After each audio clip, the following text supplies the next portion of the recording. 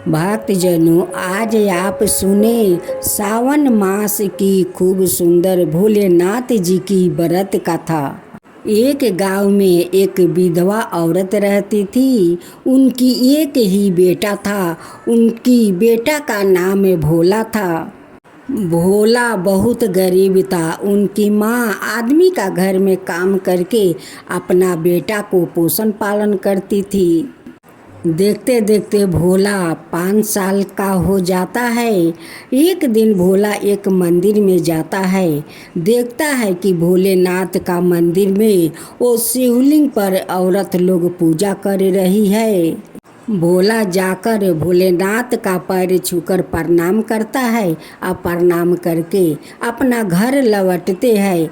लौटते समय देखता है कि रास्ता में बहुत सारे लोग कांवर लेकर जाते हैं। भोला सोचने लगा कि मैं भी क्यों ना इस कंवरिया के साथ मैं भी कांवर लेकर इनके साथ मैं भोला के धाम जाऊंगा। उसी रास्ता में भोला का एक डंडा और एक माटी का छोटा सा कलश मिलता है। वो कलश को बांधने को उस लाठी में बहुत कोशिश करता है, लेकिन बांध नहीं पाता है। भोला कहता है कि मेरे पास तो कोई रस्सी नहीं है कि मैं रस्सी से इस कलश को इस लाठी में बांध सकूं। नहीं बांधूंगी तो मैं कंधे पर कैसे कांवर लेकर भोलेनाथ का धाम जाऊंगा। भोलेनाथ उस भोला का परेशान देखकर एक बूढ़ा का रूप धारण करते हैं और भूखे प्यासे भोला के पास जाते हैं। कहते हैं कि बेटा तुम क्या कर रहे हो। भोला कहता है कि बाबा देखिए, सभी लोग कांवर लेकर जाते हैं, मैं भी भोला का धाम जाऊंगा। इस कलश को इस लाठी में बांधने को बहुत कोशिश करता हूँ, लेकिन बांध नहीं पाता हूँ। बाबा कोई बुद्धि बताइए कि मैं इस डंडा में इस कलश को बांध सकूँ। बाबा कहते हैं कि बेटा मेरे पास जादू है, चाहो तो मैं जादू से तुम्हारा इस लाठी को अच्छा से कांवर सजा देता हूँ। भोला कहने लगा कि बाबा अगर ऐसा कर दिया तो मैं आपको इस गंगा से जल लाकर पहले आपको पिलाऊंगा, तब मैं बाबा धाम जाऊंगा। बाबा तो भोला का लाठी में 2 कलश झुला दिया। भोला पानी भरकर गंगा से लाता है और उस बाबा को पिला देता है। बाबा कहते हैं कि बेटा तुम तो 2 हो, लेकिन तुम्हारा साथ तो कोई नहीं है, तुम कैसे बाबा धाम में जाओगे। भोला कहने लगा कि बाबा इस लाठी में इस कलश से बांधते बांधते सब लोग आगे निकल गया और हम दोनों देखिए पीछे पड़ गया। नहीं जानते हैं कि मैं कैसे बाबा धाम में पहुंचूंगा। भेष रूपी धारिन भोला कहते हैं कि बेटा तुम कहाँ से आ रहे हो। भोला उस गांव को दिखाता है कि देखिए बाबा, वो गांव जो देख रहे हैं वही गांव में मेरा घर है।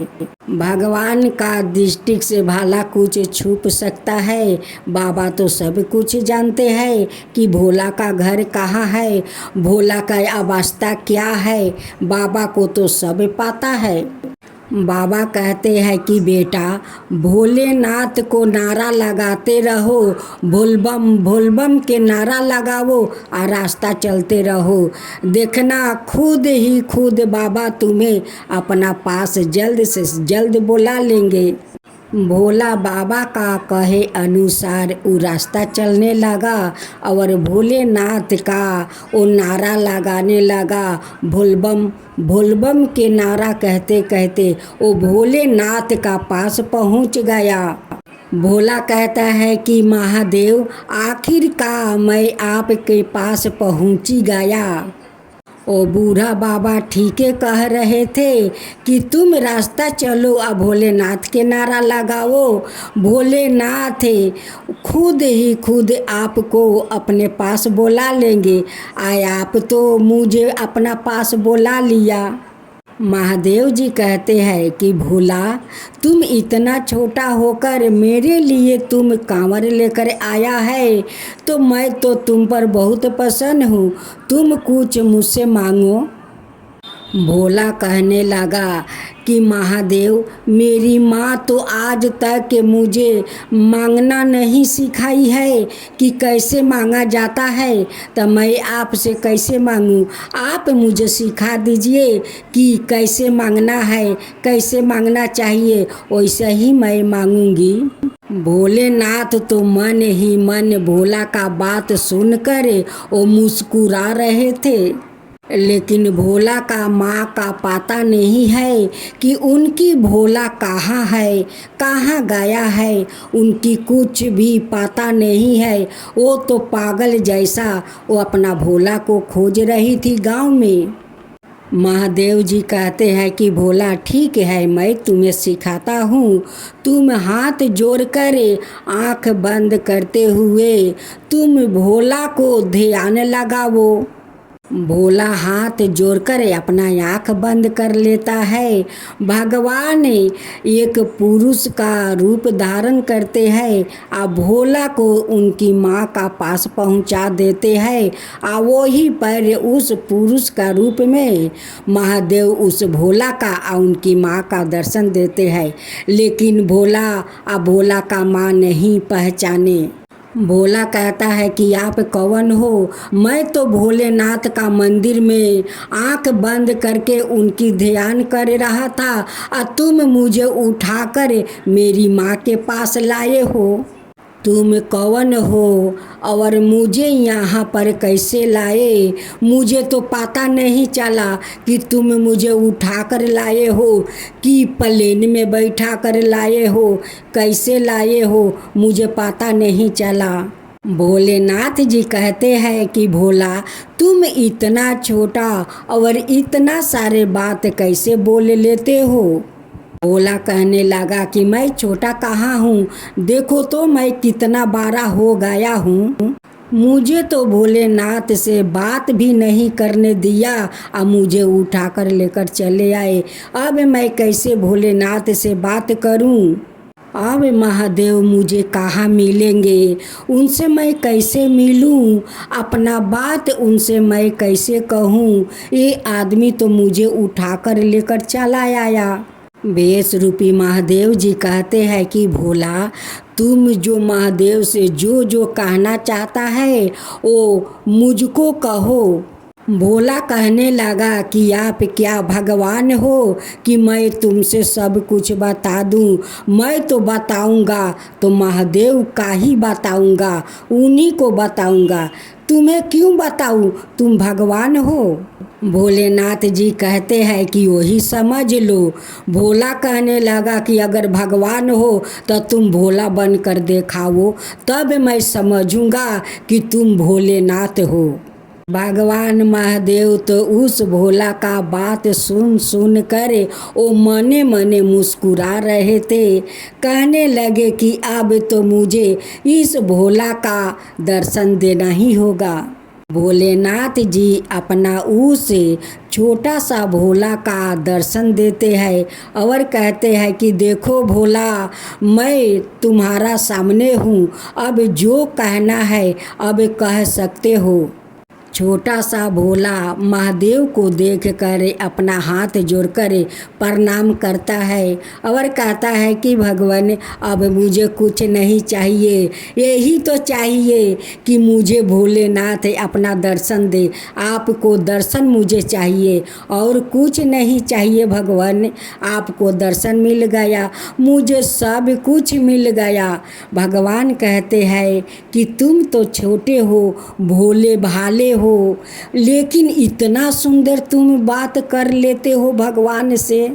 भोला कहता है कि भगवान, आप कितना रूप धरते हैं, देखिए तो आप एक आदमी का रूप धारण करके अब मुझे मेरा माँ के पास आप लाए, अपना दर्शन भी दिया। इससे ज़्यादा मुझे और क्या चाहिए भगवान, और क्या चाहिए? भोलेनाथ कहते हैं कि तुम्हें कुछ नहीं चाहिए। भोलेनाथ कहते हैं कि तुम्हें कुछ नहीं चाहिए भोला, लेकिन मैं तो सब कुछ दूंगा, तुम्हें सब कुछ दूंगा। इतना छोटा सा मेरा भोला है, अब मैं उन्हें भाला कुछ ना दूं। वो इतना दूर से चलकर मेरे कांवर लेकर आया है, भाला मैं उन्हें कुछ ना दूं। भोलेनाथ जी उनकी टूटे हुए घर को महल में बदल देते हैं, उनकी घर में बहुत सारा अन्न धन भर देते हैं और कहते हैं कि भोला उधर जरा मुड़ के तो देखो।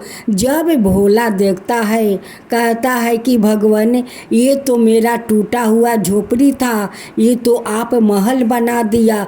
सचमुच लोग कहता है कि भगवान में बहुत शक्ति है, बहुत शक्ति है। जो भगवान से मन से मांगो वो भगवान जरूर देता है। आज तो आप बिना मांगे मेरे को दे दिया। भोला कहता है कि भगवान आज आप इतना कुछ मेरे को दिया है, मैं आपका हर सोमवार का दिन मंदिर में जाकर श्रद्धा भक्ति से मैं पूजा करूँगा, आपको आरती करूँगा। महादेव जी भोला का सब कुछ देकर और वो अंतर ध्यान हो गए और उस दिन से भोला भगवान का मंदिर में हर सोमवार के जाने लगा और सोमवार को वो व्रत भोलेनाथ को करने लगा।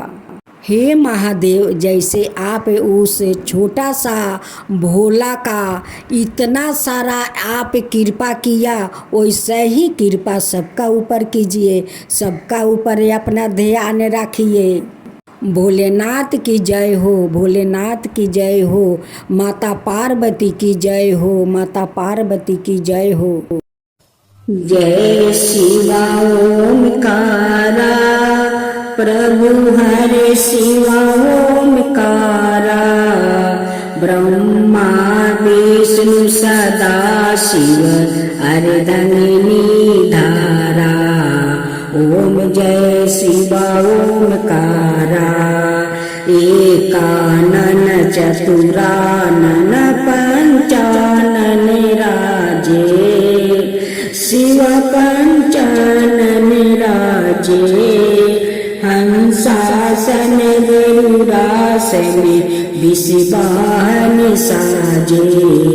ओम जय शिवा ओमकारा, दो भुज चार चतुर भुज दस भुज अति सोहे, तीनों रूप निरखता त्रिभुवन जन मोहे।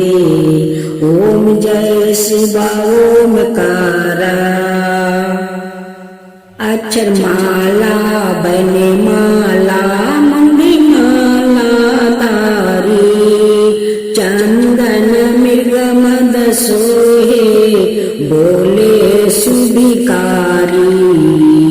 ओम जय शिवा ओमकारा, श्वेतांबर पीतांबर बागंबर अंगे, सनकादिक बरे मादिक भूतादिक संगे। ओम जय शिवा ओमकारा, करिके मध्यम कमंडल चक्र त्रिशूल धरता, जग करता जग भरता जग पालन करता। ओम जय शिवा ओमकारा, ब्रह्मा विष्णु सदा शिव जानते अविवेका, प्राण बचर के मध्यम यहे तीनों एका। ओम जय शिवा ओमकारा, तीर गुण शिव जी के आरती जो कोई नर गावे, शिवा जो कोई नर गावे। कहत शिवानंद स्वामी मन भजत शिवानंद स्वामी, मन वांछित फल पावे। ओम जय शिवा ओमकारा, जय शिवा ओमकारा। हर महादेव, हर हर महादेव। शिव गुरु के चरणों में शीश झुकाती हूँ। 56 कोटि देवी देवताओं को चरणों में शीश झुकाती हूँ। लीलम दीदी के चरणों में शीश झुकाती हूँ। हरिंदर भैया के चरणों में शीश झुकाती हूँ। गुरु बहना को नमन करती हूँ। गौ माता को चरणों में शीश झुकाती हूँ। जागा जागा महादेव, जागा जागा महादेव। भक्तजनों, आज आप सुने फल देने वाले भोलेनाथ की शिव चर्चा व्रत कथा। इस शिव चर्चा कथा सुनने से भोलेनाथ आपके भी भंडार भर देंगे, सारे इच्छा पूरा कर देंगे। भक्तजनों, सावन महीना तो आने वाला ही है, लेकिन कांवर तो निकल चुका है।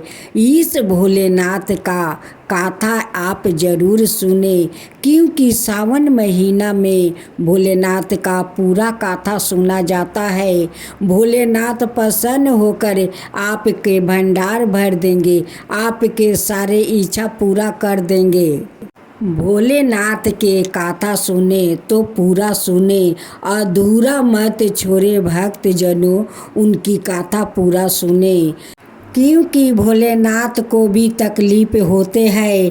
वो कहते हैं कि मेरा कथा लोग अधूरे सुनते हैं, पूरा सुनता नहीं है। जो लोग पूरा कथा सुनते हैं वही भोलेनाथ के भक्त बनते हैं। जो लोग अधूरा कथा छोड़ देते हैं वो कभी भोलेनाथ का भक्त नहीं बन सकते। अब कथा सुनते हैं। जोरुआ 2 बहनें थी, एक गंगा और एक जमुना। दोनों बहनें हर सोमवार को मंदिर जाती है और भोलेनाथ को पूजा करती है। गंगा बहुत मन का सफैया थी। उनका मन में ना हिरसा और ना छल कपट था। वो बहुत सीधे साधे लड़की थी। लेकिन जमुना का मन में हमेशा हिरसा और शैतानी रहता था। वो अपना बहन गंगा के साथ हमेशा नकल करती थी। जैसे गंगा करती थी वैसा ही जमुना करती थी। एक दिन गंगा बाजार जा रही थी, साथ में जमुना जाने लगी। जो गंगा कीन रही थी वही जमुना कीनती है और दुकानदार से जमुना झगड़ा करने लगती है। एक तो सारे पोचे फल रखते हो और ज़्यादा दाम पकड़ते हो। अगर ऐसे सारे पोचे फल रखोगे तो तुम्हारा फल कौन लेगा, कौन किनेगा। दुकानदार कहता है कि तुम्हें बुलाया था कि मेरा फल ले जाओ। गंगा कहती है कि जमुना, तू जहाँ जाती है वहाँ झगड़ा करने लगती है, क्यों उसको पैसा दे दे। फल तो बेचारा अच्छा अच्छा फल रखा है, कहाँ सड़े हुए फल है। दोनों बहनें फल लेकर घर आती है। एक बगीचा में फूल लाने जाती है। जब गंगा लाल पियर फूल तोड़ने लगी तो वो भी लाल पियर फूल तोड़ने लगी। उसी समय एक औरत आई फूल लेने। अब तो जमुना उस औरत से झगड़ने लगी, कहने लगी कि हम लोग के देखा देखी तुम भी फूल लेने आ गई। वो औरत कहने लगी कि तुम लोग भोलेनाथ को चढ़ाओगी, मैं नहीं चढ़ाऊंगी। तुम लोग के लिए ये फूल का बगीचा है, मेरे लिए नहीं है। एक दिन गंगा का माता पिता सोचने लगे कि मेरे बेटी दोनों बड़ी हो गई है, अब दोनों को शादी कर देना चाहिए। गंगा जमुना का माता पिता घर भर ढूंढने जाते हैं। एक ही घर में 2 लड़का मिल जाता है। दोनों बहनें का माता पिता एक ही घर में शादी कर देते हैं। दोनों बहनें अपना ससुराल जाती है। गंगा ससुराल में जाकर अपनी सभी परिवार को मन जीत लेती है और अपना संसार करने लगती है। लेकिन जमुना तो ससुराल में जाकर अपना सास ननद जेठानी से वो झगड़ा करती है। गंगा एक छोटा सा माटी के घड़ा आनती है। जब जमुना देखती है कि गंगा माटी का घड़ा लाई है, वो भी जाकर मिट्टी का घड़ा लाती है। दोनों बहनें घारा में जल भर लेती है। गंगा को प्यास लग जाता है, वो फिर से पानी पीने चल जाती है। इधर भोलेनाथ गंगा का मिट्टी के घारा सोने में बदल देते हैं और उसमें बहुत सारा मोहर हीरा भर देते हैं। जब जमुना का नज़र पड़ी तो अपना मिट्टी के घारा ले जाकर उस जगह पर रख देती है और गंगा का सोने के घारा उठाकर वो घर चल देती है।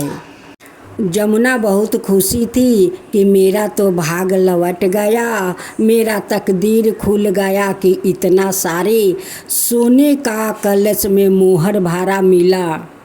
गंगा उसी मिट्टी का घारा में जल भर कर घर जाती है और घर के अंदर कलश रख देती है। आया कर बाहर में काम करने लगती है। काम करते करते गंगा को प्यास लग जाता है। गंगा जाती है उस कलश से पानी पीने। जाकर क्या देखती है? वो देखती है कि मिट्टी के घारा तो सोना में बदल गया है और उसमें बहुत सारा हीरा मोती मोहर भरा हुआ है।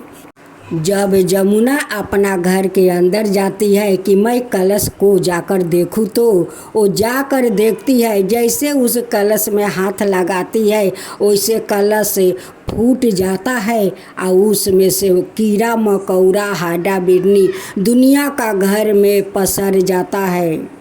जमुना ये सब देख कर चिल्लाने लगती है और चिल्लाते चिल्लाते अपना बहन के पास आती है। बहन कहती है कि क्या हुआ जमुना कि तुम इतना ज़ोर से चिल्ला रही हो? जमुना कहती है कि मेरे घर में बहुत सारा हाडा बिरनी कीड़ा मकोड़ा भरा हुआ है।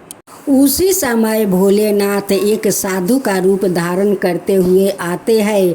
वो लोग का चिल्ला चिल्ली देख कर कहने लगे, बेटी क्या हुआ कि इतना तुम लोग उदास हो, इतना चिल्ला रही हो, क्या बात है? भेष रूपी भोला जी कहते हैं कि ये तो होना ही था, क्योंकि छल से इस कलश को आना गया था। गंगा कहती है कि बाबा इसका मतलब क्या है? वो क्या छल किया है?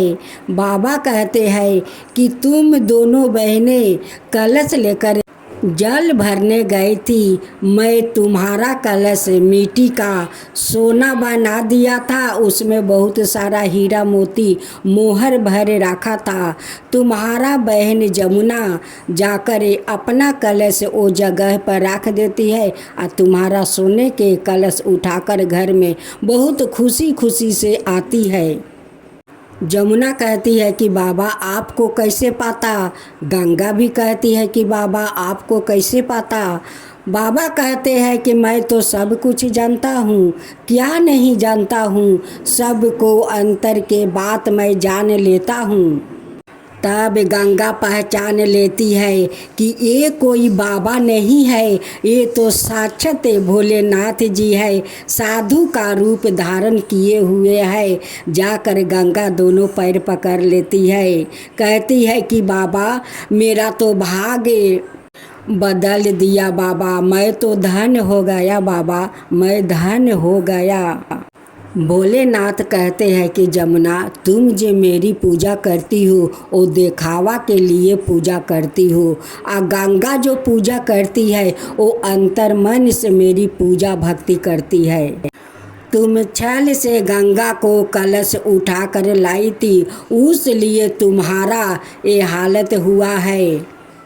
जो मनुष्य मेरा अंतर मन से पूजा भक्ति करते हैं उन पर मैं प्रसन्न हो जाता हूँ, उनकी सारे इच्छा पूरा कर देती हूँ। जो लोग दिखावे के लिए करते हैं उनकी वैसे ही हालत होता है। जमुना जाकर भोलेनाथ के पैर पकड़ लेती है, कहती है कि बाबा मुझे माफ़ कर दीजिए, मैं पापिन हूँ, मुझे माफ़ कर दीजिए। अब भोलेनाथ कहते हैं कि माफ़ तुम्हारा तब मिलेगा जब तुम 16 सोमवारी करोगी और 16 सोमवारी के बाद उद्यापन करोगी, तभी तुम्हारा माफ़ी मिलेगा। अब जमुना अपना मन से क्रोध निकाल देती है। अब भोलेनाथ का हर सोमवार को वो सोमवारी करना शुरू कर देती है। जैसे 3 सोमवारी किया वैसे जमुना के भोलेनाथ उनकी तकदीर बदल दिया। अब तो जमुना बार बार भोलेनाथ के धन्यवाद देने लगी कि हे भोलेनाथ, आप मुझे अच्छे रास्ता पर चलाया है, सच के राह पर चलाया है। अब मैं आपको हर सोमवार को दिन उपवास करूंगी और श्रद्धा भक्ति से आपको पूजा करूंगी। भोलेनाथ तथास्तु कहकर अंतर ध्यान हो जाते हैं। चारा चवाए सखी बारा निकलागे, कहत निकलागे, सुनत निकलागे। चारा चवाए सखी बारा निकलागे, शाम निकलागे, सवेरे निकलागे। चारा चवाए सखी बारा निकलागे, चारा चवाए सखी बारा निकलागे।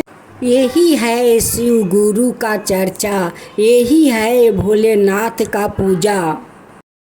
जय शिवा ओमकारा, प्रभु हरे शिवा ओमकारा। ब्रह्मा विष्णु सदा शिव अर्धंगिनी धारा। ओम जय शिवा ओमकारा। एकानन चतुरानन पंचानन राजे, शिव पंचानन राजे।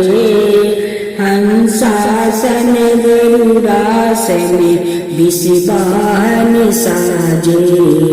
ओम जय शिवा ओमकारा। दो भुज चार चतुर भुज दस भुज अति सोहे।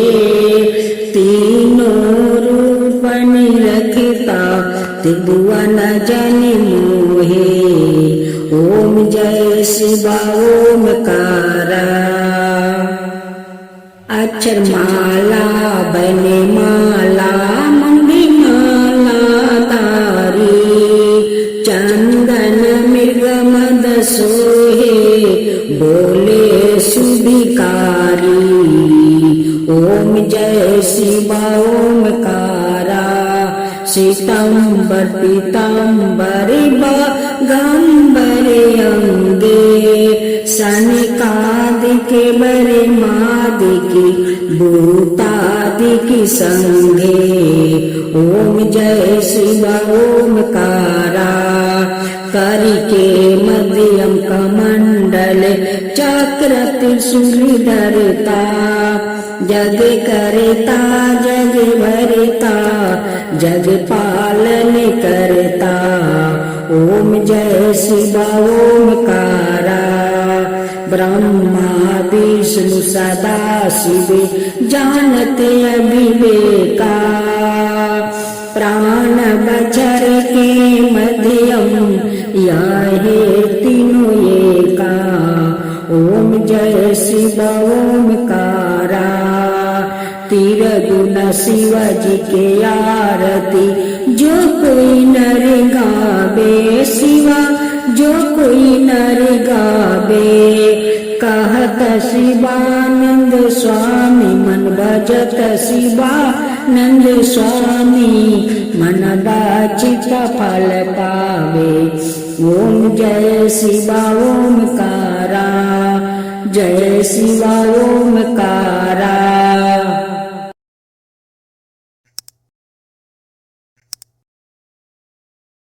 भक्त जनों, आज आप सुने सावन मास में शिव गुरु का शिव चर्चा व्रत कथा। एक गांव था, उस गांव में एक जेठानी और देवरानी रहा करती थी। दोनों एक आंगन में रहती थी। जेठानी अपना आंगन से लेकर बाहर तक सर सफैया रखती थी, लेकिन देवरानी कहाँ कहाँ से जंगल लेकर वो आंगन में लगा कर रख देती थी। जेठानी सारा जंगल उठाकर और वो बाहर में फेंक आती है। जेठानी देवरानी को कुछ नहीं कहती है, वो जंगल लगा देती है या जेठानी झाड़ कर फेंक देती है। एक दिन उनकी पड़ोस में शिव चर्चा था। जेठानी सुबह उठकर घर आंगन सफैया कर लेती है, काम धंधा कर लेती है, करके कहती है कि आज तो मेरा शिव चर्चा में जाना होगा। जल्दी जल्दी जेठानी काम कर लेती है या करके जैसे वो घर से बाहर निकलती है वैसे देवरानी जाकर दुनिया का जंगल उनकी दरवाजे के सामने फेंक देती है। जेठानी देवरानी से कहती है कि देवरानी तू ऐसे क्यों कर रही है? मैं सारा दिन झाड़ झाड़ कर साफा करती हूँ और तू जंगल कहाँ कहाँ से लाकर अंगना में तू लगा देती है, क्यों ऐसे करती है? देवरानी कहती है कि मेरा मर्जी, मैं जहाँ चाहूँ वहाँ जंगल रख सकती हूँ। जेठानी शाम को चर्चा में चली जाती है। जब चर्चा से आकर देखती है तो उनकी दरवाजा पर वैसा ही जंगल पड़े है। जेठानी कहती है कि देखो देवरानी, ये जो तू कर रही है ये ठीक नहीं कर रही है। लोग रास्ता साफ करते हैं, लोग चलते हैं तो उन्हें लोग आशीर्वाद देते हैं कि जो लोग इस रास्ता को साफा करते हैं, हम लोग इतना अच्छे से चलते हैं, हम लोग के पैर में कांटा नहीं चुभता है, कंकड़ नहीं चुभता है, तो उनके लिए वो लोग आशीर्वाद भगवान से मांगते हैं कि हे भगवान, जो आदमी ये रास्ता साफ करके रखा है उन पर अपना कृपा बनाए रखना। और तुम हो कि रास्ते में कांटा बिछा कर रखती हो, एक दिन तुम्हारा मृत्यु को होगा तो इस कांटा का ऊपर से यमराज तुम्हें छिछराते ले जाएंगे यमलोक। देवरानी कहती है कि जा जा, तू ज्ञान मत दे, तुझे क्या यमराज जी तुझे फूल के ऊपर से ले जाएंगे। देवरानी कभी कोई भगवान का पूजा पाठ नहीं करती थी, नहीं शिव गुरु के चर्चा में जाती थी, नहीं सोमवार को दिन जल ढालती थी। यहाँ तक कि उनकी दरवाजे पर भूखे प्यासे आते हैं, उन्हें खेदर भी देती है, कुछ नहीं देती है। कभी दान पुण्य करने की इच्छा नहीं रखती है, तो इसको तो यमराज जी कांटे के ऊपर से ले जाएंगे। एक दिन भोलेनाथ उस देवरानी का दरवाजे पर भिक्षु का रूप में परीक्षा लेने आए थे। भोलेनाथ कहते हैं कि जजमान, मुझे बहुत जोर के भूख लगा है, कुछ खाने के लिए दो। देवरानी कहती है कि यारे दलिदरता, तेरा मेरा ही दरवाज़ा मिला खाना मांगने के लिए, और कहीं तेरा दरवाज़ा नहीं दिखाई दिया। जेठानी अपना घर से निकलती है, कहती है कि यारे देवरानी, ओ बाबा के कुछ खाने के नहीं देगी तो उन्हें इतना खरी खोटी क्यों सुनाती है।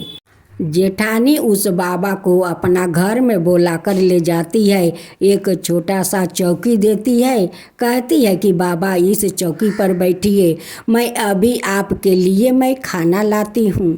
जब जेठानी रोटी और सब्जी थाला में परोस कर लाती है, कहती है कि लीजिए बाबा भोजन कीजिए। बाबा कहते हैं कि मेरे लिए इस लोटा में एक लोटा जल लाओ। वो जाती है जल लाने, इधर भोलेनाथ सारे रोटी को सोना को बना देते हैं, अंतर ध्यान हो जाते हैं। जब वो लोटा में पानी लेकर आती है, देखती है कि उस चौकी पर तो बाबा है नहीं। जब थाला का रोटी देखती है तो कहती है कि ये बाबा नहीं थे, ये तो साक्षात शिव गुरु थे, ये भोलेनाथ थे, ये परीक्षा लेने आए थे देवरानी को। देवरानी तो खदेड़ दिया, लेकिन बाबा तो मेरा घर भर दिया। जेठानी अपना एक अलग महल बनाती है। देवरानी देखकर कहने लगी कि इसका पास इतना सारा धन कहाँ से आया कि इतना सुंदर ये महल बना ली। एक दिन देवरानी कहती है कि जेठानी, तुम्हारा पास इतना धन कहाँ से आ गया कि तुम महल बना ली। कहती है कि ये तो शिव गुरु का कृपा है। तुम तो जिसे खेदर दिया था मैं उसे स्वागत किया और शिव गुरु मेरे घर भर दिया। एक दिन देवरानी बीमार पड़ जाती है। बीमार पड़े पड़े उनकी मृत्यु हो जाता है। यमराज आते हैं और उसे कांटा के ऊपर से छिछराते जमलोक ले जाते हैं। देवरानी कहती है कि इस तरह से मुझे कांटा के ऊपर से क्यों तुम ले जा रहे हो? मुझे दर्द होता है, मुझे कांटा चुभता है, मुझे बहुत पीड़ा होता है। ऐसे मुझे छिछराते हुए कांटा के ऊपर से मत ले जाओ। तभी यमराज जी उत्तर देते हैं कि इस कांटा को तुम ही तो बिछाई है। तुम्हारा जेठानी तो इस कांटा को झाड़ कर फेंक देती है, लेकिन इस कांटा को रास्ता में तुम ही तो बिछाती हो। तो इस कांटा के ऊपर से नहीं जाओगी तो तुम फूल के गलीचे पर से जाओगी। जो जैसा कर्म करता है उसका वैसा ही फल मिलता है। तुम जैसे किया है वैसा ही तो तुम्हें मिलेगा। यमराज जी उसे ले जाकर उस नरक में फेंक देते हैं। कहते हैं कि यही नरक तुम्हारे लिए ठीक है। फिर कुछ दिन का बाद जेठानी बीमार पड़ जाती है। बीमार पड़े पड़े उसी बिछौना पर पड़ी रही। एक दिन यमराज जी आए और उन्हें उठाकर अपना विमान पर बैठाकर जमलोक ले गए और ले जाकर उन्हें फूल का गलीचा पर बैठा दिया। देवरानी उस नरक में से देख रही थी। देवरानी यमराज से कहती है कि भगवान, उसे फूल के गलीचा पर आप रख दिया और मुझे इस नरक में क्यों फेंक दिया? उसी समय भोलेनाथ वहाँ पर प्रकट होते हैं और कहते हैं देवरानी से कि तुम्हारे दरवाज़ा पर एक दिन मैं गया था भोजन मांगने के लिए, लेकिन तुम तो मुझे खेदर दिया, दलीदरता तक कहा और उस जेठानी तुम्हारी मुझे बुला कर ले गई, कुर्सी दिया, भोजन दिया, हमारा स्वागत किया। उस लिए उन्हें फूल का गलीचा मिला है और तुम्हारा नरक मिला है। जेठानी के लिए भोलेनाथ फल फलहार भोजन के लिए देते हैं, दाल चावल देते हैं, लेकिन देवरानी को तो कुछ नहीं मिला। देवरानी कहती है कि भगवान, मुझे तो बहुत जोर के भूख लगी है, मुझे कुछ दीजिए। भोलेनाथ कहते हैं कि अरे कंजूस, तुम क्या दान किया है? देख, दान किया है वही खा। देवरानी रोती है, गिड़गिड़ाती है, हाथ जोड़ती है कि भगवान मुझे माफ़ कर दीजिए, माफ़ कर दीजिए, मुझे 2 दिन के लिए धरती पर जाने दीजिए। मैं सब कुछ दान करूंगी, मैं घर से लेकर रास्ता तक सफा करूंगी, मुझे 2 दिन के लिए धरती पर जाने दीजिए प्रभु। भोलेनाथ यमराज जी से कहते हैं कि ठीक है, इन्हें 2 दिन के लिए धरती पर जाने दो, देखते हैं क्या क्या करती है। भगवान 2 दिन के लिए देवरानी को धरती पर आने दिया। देवरानी अब पूरा दान पुण्य करने लगी, पूरा रास्ता को साफा करने लगी, दान पुण्य करने लगी, भूखियों को भोजन करवाने लगी। अब तो वो मंदिरे मंदिरे जाकर पूजा करने लगी, घर घर में जाकर वो चर्चा करने लगी। अब उनकी श्रद्धा भक्ति देख कर शिव गुरु तो प्रसन्न हो गए कि 2 दिन के लिए गई, लेकिन ये सारे जो नहीं किया था वो सारे पूरा कर दी है। इनकी श्रद्धा भक्ति पर तो मैं बहुत प्रसन्न हूँ। 2 दिन के बाद यमराज जी अपना विमान लेकर आते हैं और उस विमान पर बैठाकर देवरानी को जमलोक ले जाते हैं और उन्हें आसन पर बैठाते हैं कि तुम्हारे लिए ये आसन है, जो तुम दान की है सब तुम्हारा देखो वहाँ पर जमा है। देवरानी हाथ जोड़कर कहती है कि प्रभु, दान पुण्य में बहुत शक्ति है, जो दान पुण्य में में पुण्य मिलता है, वो ऐसा कहाँ पुण्य मिलता है। भोलेनाथ कहते हैं कि जो मेरा श्रद्धा भक्ति से सोमवार को व्रत करते हैं, शिव चर्चा में श्रद्धा भक्ति से पूजा पाठ करते हैं, कथा सुनते हैं, उन पर मैं बहुत प्रसन्न हूँ। जो मनुष्य रास्ता साफ रखते हैं, दान पुण्य करते हैं, जब उनकी मृत्यु के होते हैं तो उनकी प्राण को इस फूल के ऊपर से लाया जाता है। और जो लोग रास्ते में कांटा बिछाते हैं, जमराज जी उसी कांटा का ऊपर से छिछराते हुए वो जमलोग लाते हैं। हे शिव गुरु, हे भोलेनाथ, जो आपका कथा कहे उन पर भी कृपा करना।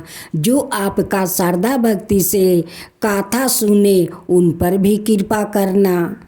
जो लोग आपका सोमवार का दिन व्रत करे श्रद्धा भक्ति से, उन पर भी कृपा करना।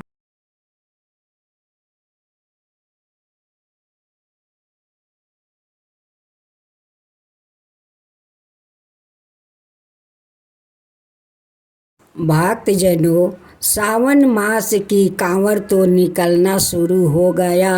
लोग घर घर शिव चर्चा भी शुरू कर दिया है। ऐसे तो हर महीना में शिव चर्चा होता है, लेकिन सावन महीना में शिव गुरु का कुछ ज़्यादा ही शिव चर्चा होता है। लोग घर घर करते हैं, एक घर नहीं छोड़ते हैं।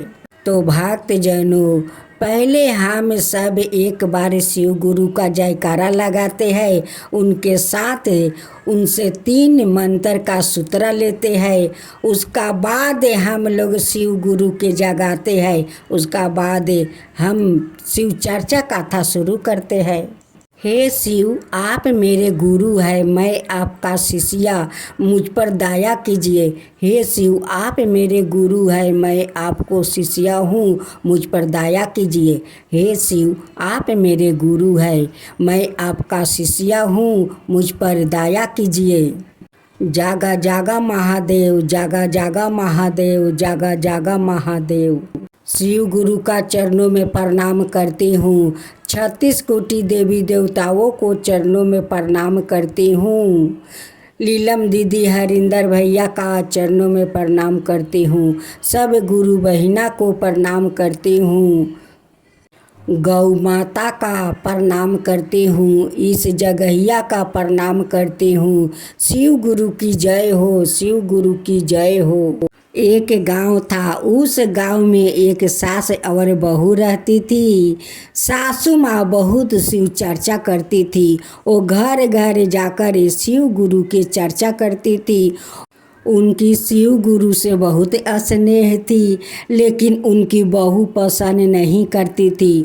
वो सारा दिन अपना सासू पर किटकिटाते रहती है, कहती है कि घर को तो काम कोई होता नहीं है, और सारा दिन शिव गुरु के चर्चा लेके घूमती रहती है। अगर मैं इन्हें ठूसने के लिए खाना नहीं दूं तो इन्हें शिव गुरु आकर दे जाएंगे कि लो खा लो। उनकी बहू मुख बिचका कर अपना सासू माँ के ताना सुनाती रहती है। सासू माँ कहती है कि बहू, तुम मुझे इतना ताना सुनाती हो, मैं तो तुम्हारा सारा काम करके मैं शिव गुरु के चर्चा में जाती हूँ। तुम शिव गुरु का नापसंद क्यों करती हो बहू? शिव गुरु तुम्हें क्या बिगाड़े है? तुम्हें देखो तो कितना धन दौलत सब कुछ तो शिव गुरु तुम्हारा घर भर दिया है, फिर भी शिव गुरु से इतना जलन क्यों है बहू? शैतान बहू का दिमाग में कुछ चल रहा था।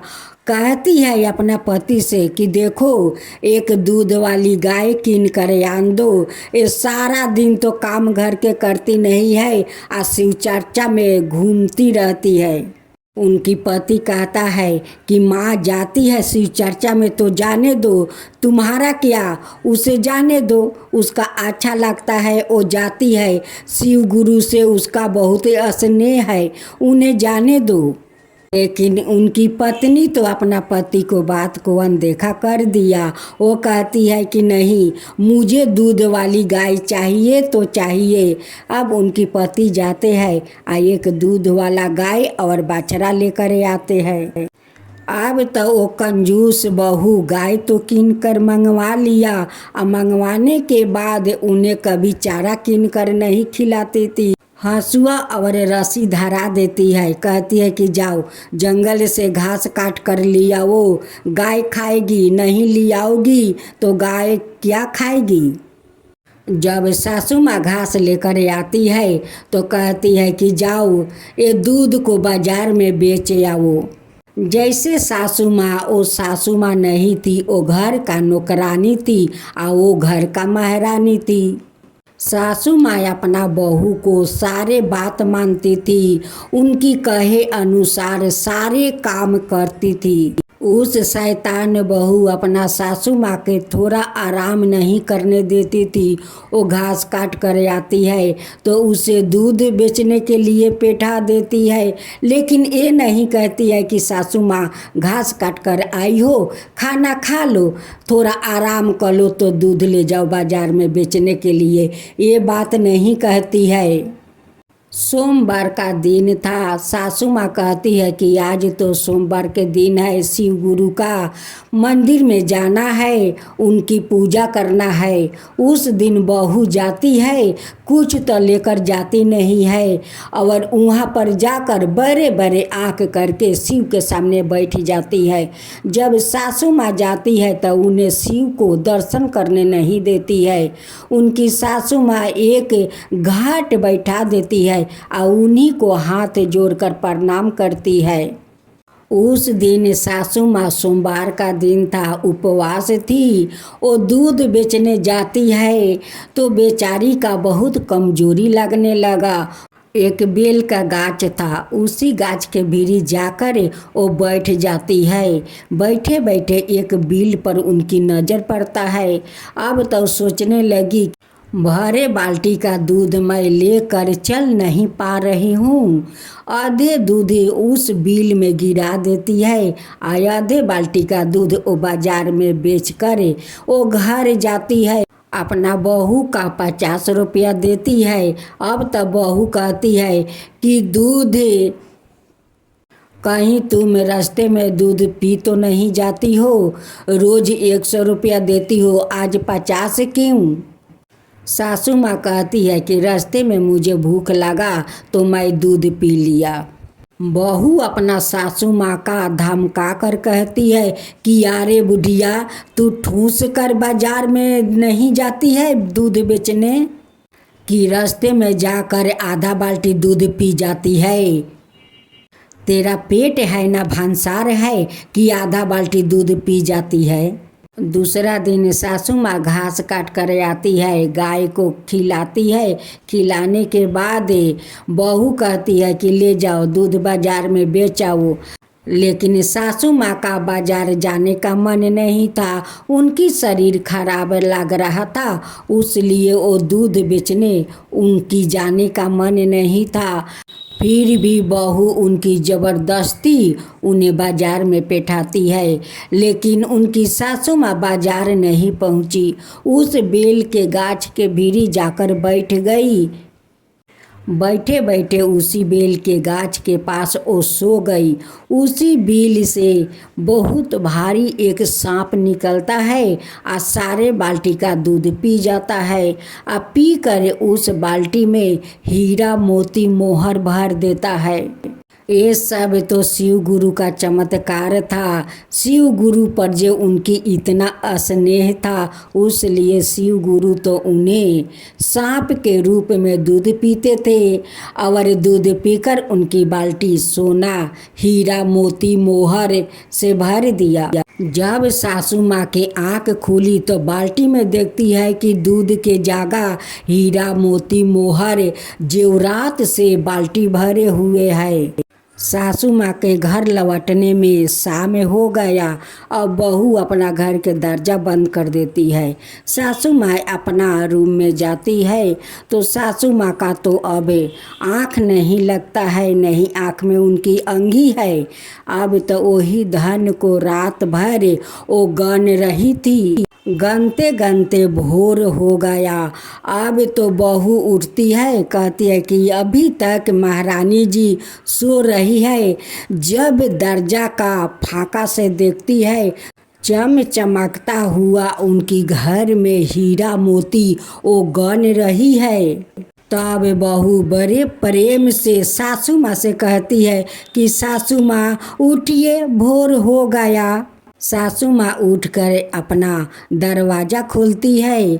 बहू घर में समा जाती है, कहती है कि इतना सारा जेवरात मोहर कहाँ से लाई हो।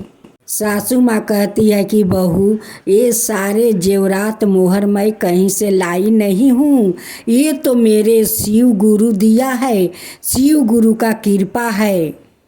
तब बहू अपना सासू माँ से बड़े प्रेम से पूछती है कि सासू माँ, ये सब आपका कैसे हुआ, कैसे मिला, इसका रहस्य मुझसे बताइए। सासू माँ कहती है कि जरूर बताऊंगी, क्यों नहीं बताऊंगी। सासू माँ कहती है कि तुम जे रोज कहती हो कि घर से ठूस कर जाती हो, फिर भी आधा बाल्टी दूध पी जाती हो।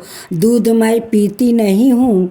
वो एक बेल के गाछ है, वहाँ पर एक बिल है, उसी बिल में मैं आधा बाल्टी का दूध उस बिल में डाल देती थी, क्योंकि इतना भारी बाल्टी उठा नहीं पा रही थी। जब काल मैं दूध लेकर जा रही थी तब भरे बाल्टी का दूध लेकर मुझसे चाला नहीं जा रहा था। मैं उस बेल का गाछ के भीरी में जाकर बैठ गया। ना जाने कब मेरा आँख लग गई। अब जब आँख मेरा खुला तो देखती हूँ कि दूध के जगह ये सारे हीरे मोती मोहर से बाल्टी भरे हुए है। लालची बहू तो अपना सासू माँ से सारे भेद ले लेती है और उसका बाद वाला दिन वो खुद बाल्टी में दूध लेकर बेचने जाती है। वो बाजार ना जाकर उसी बेल का गाछ के पास जाती है और उस बिल में दूध ढाल देती है। ढाल कर उसी बेल के पास जाकर सो जाती है तो उनकी आँख लग जाता है। वहाँ पर उसी बिल से शिव गुरु सांप का रूप में निकलते हैं और सारा दूध पी लेते हैं। और दूध पीकर उस बाल्टी में ईंटें और पाथर भर देते हैं और ऊपर से पाता से ढाक देते हैं। जब बहू का आँख खुला तो देखती है कि उनकी बाल्टी में तो दूध के जगह ऊपर से पाता से ढके हुए है। अब बहू बहुत खुश है, बहुत खुश है कि इस ढके हुए बाल्टी के नीचे तो हीरा मोती मोहर जरूर होगा। बहू अपना घर लौट कर जाती है और जाकर अपना घर का दरजा बंद कर देती है। और बंद करके जब वो बाल्टी का ऊपर का पाता हटाती है तो नीचे देखती है कि दुनिया रे सांप बिच्छू हाडा बिरनी से पोका माकुर से बाल्टी भरा हुआ है। अब तो बहू चिल्लाने लगी। अब तो बहू का घर में दुनिया का कीड़ा मकोड़ा से घर भर गया। जब दरजा खोलती है तो सासू माँ कहती है कि बहू क्या हुआ कि इतना जोर जोर से चिल्ला रही हो। कहती है कि सासू माँ देखिए इस बाल्टी में कितना कीड़ा मकोड़ा है, मेरा घर भर गया है। देखिए मेरे शरीर पर कितना कीड़ा मकोड़ा उठा है। सासू माँ कहती है कि बहू ये सब कैसे हुआ, तुम्हारा इतना घर में कीड़ा मकोड़ा कहाँ से आ गया, कहाँ से भर गया। तब बहू कहती है कि माँ जी, मैं दूध लेकर बाजार तो जा रही थी, लेकिन आपको धन देखकर मेरा मन में लालच समा गया था। मैं भी सोचा कि मैं भी बेल के गाछ भीरी जाकर सो जाती हूँ, भोलेनाथ आएंगे, दूध पी लेंगे और मेरे बाल्टी में बहुत सारा मोहर भर देंगे। लेकिन मोहर के जगह तो देखिए ना कीड़ा मकोड़ा है।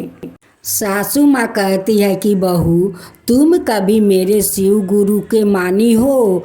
तुम तो मेरे शिव गुरु का अनादर करते आ रही हो।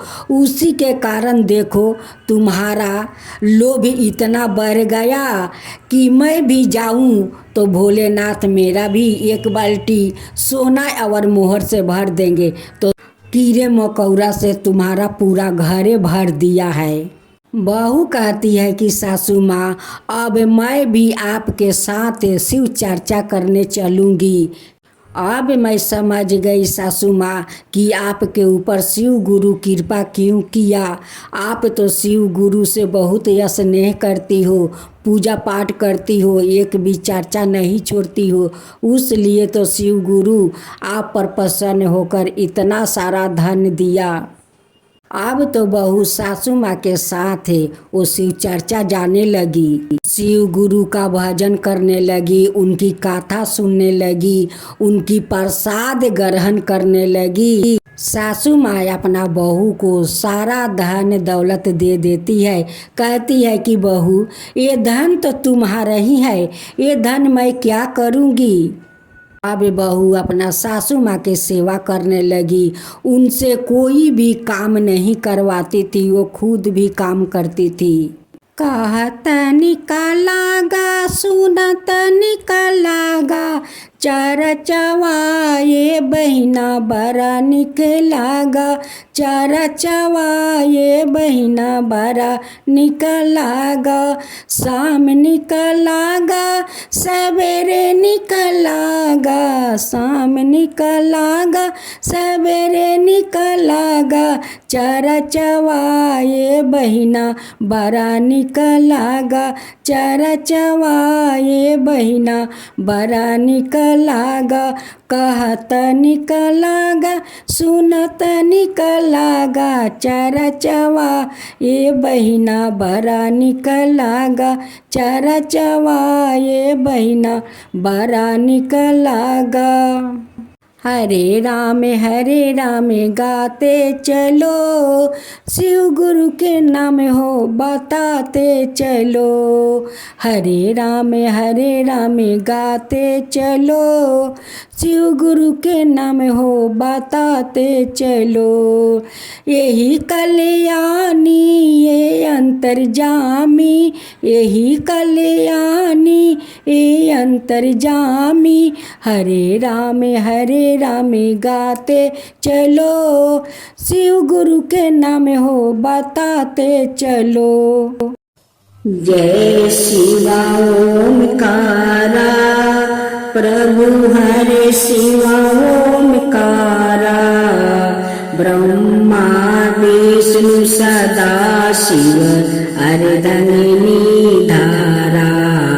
ओम जय शिवा ओमकारा, एकानन चतुरानन पंचानन राजे, शिव पंचानन राजे। हंसासन गरुड़ासन विषवाहन साजे। ओम जय शिवा ओमकारा, दो भुज चार चतुर भुज दस भुज अति सोहे। तीनों रूप निरखता त्रिभुवन जन मोहे। ओम जय शिवा ओमकारा। अक्षर माला बने माला मंगली माला तारी। चंदन मृग मद सोहे बोले सुधिकारी। ओम जय शिवा ओमकारा। श्वेतांबर पीतांबर बागंबर अंगे। सनकादिक बरे मादिक भूतादिक संगे। ओम जय शिवा ओमकारा। करके मध्यम कमंडल चक्र त्रिशूल धरता। जग करता जग भरता, जग पालन करता। ओम जय शिव ओमकारा। ब्रह्मा विष्णु सदा शिव जानते अविवेका। प्राण बचर के मध्यम यह तीनों एका। ओम जय शिव ओमकारा। तिरगुण शिव जी के आरती जो कोई नर गावे शिवा जो कोई नर गावे। कहत शिवानंद स्वामी मन भजत शिवानंद स्वामी मन बाचित फल पावे। ओम जय शिवा ओमकारा जय शिवा ओमकारा। भक्तजनों, आज आप सुनेंगे शिव गुरु का कृपा का फल। दक्षिण देश में देवगिरी पर्वत के निकट सुदामा नाम का एक अत्यंत तेजस्वी तपोनिष्ठ ब्राह्मण रहता है। उसकी पत्नी का नाम सुदेहा था। दोनों में परस्पर बहुत प्रेम था। किसी प्रकार का कोई कष्ट उन्हें नहीं था, लेकिन उन्हें कोई संतान नहीं थी। ज्योतिषी गणना से पता चला कि सुदेहा के गर्भ से संतान नहीं हो सकती। सुदेहा संतान की बहुत इच्छुक थी। उसने अपना पति को आग्रह करके सुदामा का दूसरा विवाह अपनी छोटी बहन से करवा दिया। पहले तो ब्राह्मण देव को यह बात नहीं जची, लेकिन अंत में उन्हें पत्नी की जिद के आगे झुकना पड़ा। वो उसका आग्रह टाल नहीं पाए। वो अपनी पत्नी को छोटी बहन सुषमा को विवाह करवाकर घर ले आए। सुषमा अत्यंत विनीत और सदाचारी स्त्री थी। वो भगवान शिव की अनाय भक्त थी। प्रतिदिन 101 पथरिया शिवलिंग बनाकर हृदय के सच्ची निष्ठा के साथ उनका पूजन करती थी। भगवान शिव जी की कृपा से थोड़े ही दिन बाद उसके गर्भ से अत्यंत सुंदर और स्वस्थ बालक ने जन्म लिया। बच्चे के जन्म से सुदेहा और सुषमा दोनों को खुशी आनंद का ठिकाना ना रहा। दोनों के दिन बड़े आराम से बीत रहे थे, लेकिन ना जाने कैसे थोड़े ही दिनों बाद सुदेहा के मन में एक कुविचार ने जन्म ले लिया। वो सोचने लगी कि मेरे तो इस घर में कुछ है नहीं, सब कुछ सुषमा के है। मेरे पति पर भी उसने अधिकार जमा लिया, संतान भी उसी का है। यह कुविचार धीरे धीरे उसके मन में बढ़ने लगा। इधर सुषमा का वो बालक भी बड़ा हो रहा था। धीरे धीरे वो जवान हो गया, उसका विवाह भी हो गया। अब तक सुदेहा के मन का कुविचार रूपी अक्रूर एक विशाल वृक्ष का रूप ले चुका था। अनंत एक दिन उसने सुषमा के आहू पुत्र को रात में सोते समय मार डाली। उसके शिव को जाकर उसे उसी तालाब में फेंक दिया, जिससे सुषमा प्रतिदिन पथरिया शिवलिंगों को फेंका करती थी। सुबह होते ही सबको इस बात का पता लग गया। पूरे घर में कोहराम मच गया। सुदेहा माँ और उसकी पुत्रा बधू दोनों सिर पीट कर फूट फूट कर रोने लगी। लेकिन सुषमा नित्य की भांति भगवान शिव की आराधना में तल्लीन रही, जैसे कुछ हुआ ही नहीं हो। पूजा समाप्त करने के बाद वो पथरिया शिवलिंगों को तालाब में छोड़ने के लिए चल पड़ी। जब वो तालाब से लौटने लगी, उसी समय उसका प्यारा लाला तालाब के भीतर से निकलकर आता हुआ दिखलाई पड़ा। वो सादा की भांति आकर सुषमा के चरणों पर गिर पड़ा, जैसे कहीं आस पास से ही घूम कर आ रहा हो। इसी समय भगवान शिव भी वहाँ प्रकट होकर सुषमा से वर मांगने को कहने लगे। शिव जी ओ सुदेहा की घिनौनी करतूत से अत्यंत क्रोध हो उठे। अपने त्रिशूल द्वारा उसका गला काटने को उदित दिखलाई दे रहे थे। घुसमा ने हाथ जोड़कर भगवान शिव से कहा, प्रभु, यदि आप मुझ पर प्रसन्न है तो मेरी उस अभागिन बहन को क्षमा कर दे। निश्चित ही उसने अत्यंत जघन्य पाप किया है, किंतु आपकी दया से मुझे मेरा पुत्र वापस मिल गया है। अब आप उसे क्षमा करें भगवान। भक्तजनों, आज आप सुने सोमवार के दिन शिव चौपाई। जय गिरिजापति दीन दयाला, सादा करत संतन प्रतिपाला। बाल चंदरी माँ सोहत नीका, कानन कुंडल नगफनी के। अंग गौरी श्री गंगा बहाए, मुंडी माला तन छारा लगाए। वस्तु खल बागंबर सोहे, छवि को देखी नगमन मोहे।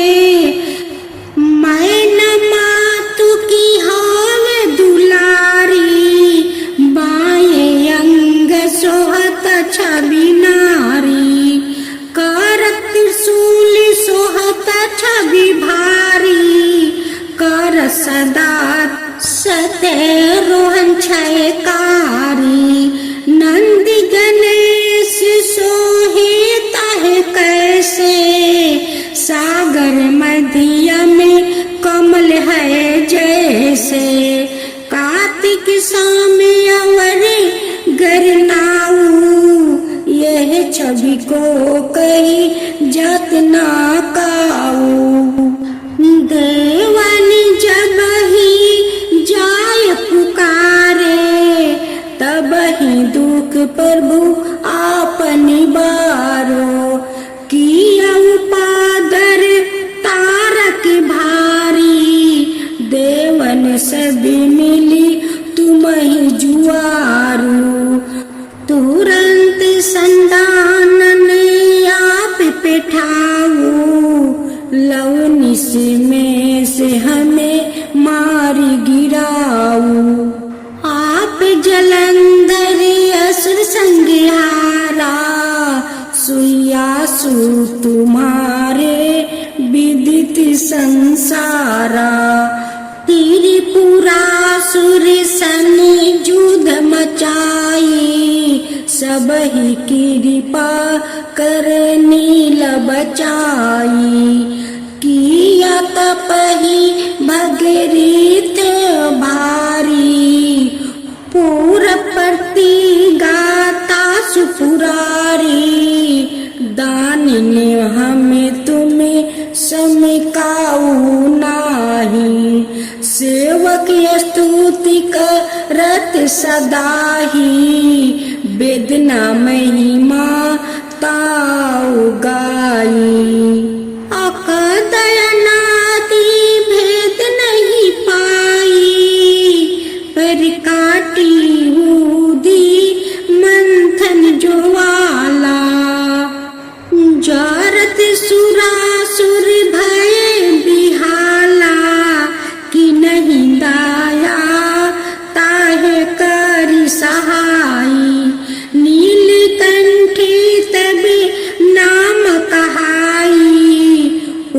चंद्रमा जबे कि नहे जीत के लंका विभीषण दिनहा साहसी कमल में हो रहे धारी कि नह परीक्षा तब ही पुरारी एक कमल प्रभु रखहु जोई कमल नयन पूजन चाहे सोई कठिन भक्ति देखी प्रभु शंकर भयो प्रसन्न दियो चित बारा जय जय जय अनंत अविनाशी करत कृपा सबके घट बासी दुष्ट सकल निते मोहि सताबे भरमत रहो मोहि चैन न आवे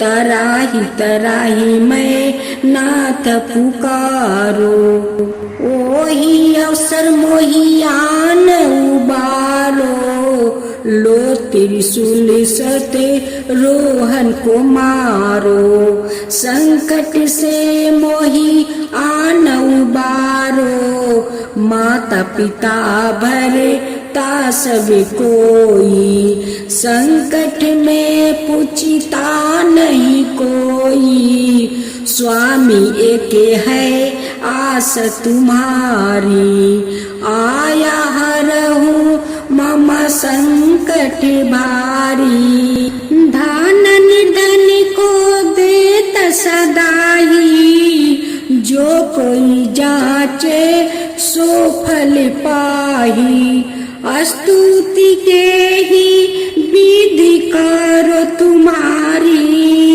क्षमहु नाथ अब चूक हमारी शंकर हो संकट के नाशन मंगल कारण विदन विनाशन योगी अति मुनि ध्यान लगावे शारद नारद शीश नवावे नमो जय नमो शिवाय सूर्य बरमादि के पार ना पाए जो यह पट कर मन लाई तापर होते हैं प्रभु सहाई ऋषियों जो कोई हो अधिकारी पाठ करे सो पवनहारी पुत्रहीन करे इच्छित जोही निश्चय शिव प्रसाद ताही होई पंडित तेरा योदशी को लावे ध्याने पूर्वक होम करावे तेरा योदशी व्रत करे हर मेसा ताक तन नहीं रह कलेसा धूप दीप नौ वेद चढ़ावे शंकर सौमुखी पाठ सुनावे जन्म जन्म के पाप नसावे अंति धाम शिव पूर में पावे कहो अयोध्या दास आस तुम्हारी जान सकल दुख हरहु हमारी दोहा नीत नेम करे परात ही पाठ करो चलीसा तुम मेरी मन कामना पूर्ण करो जगदीश से मगसर छठी हेमंत ऋतु संवत 64 जाने स्तुति चालीसा सिवाही पूरन कीजियो कल्याणी।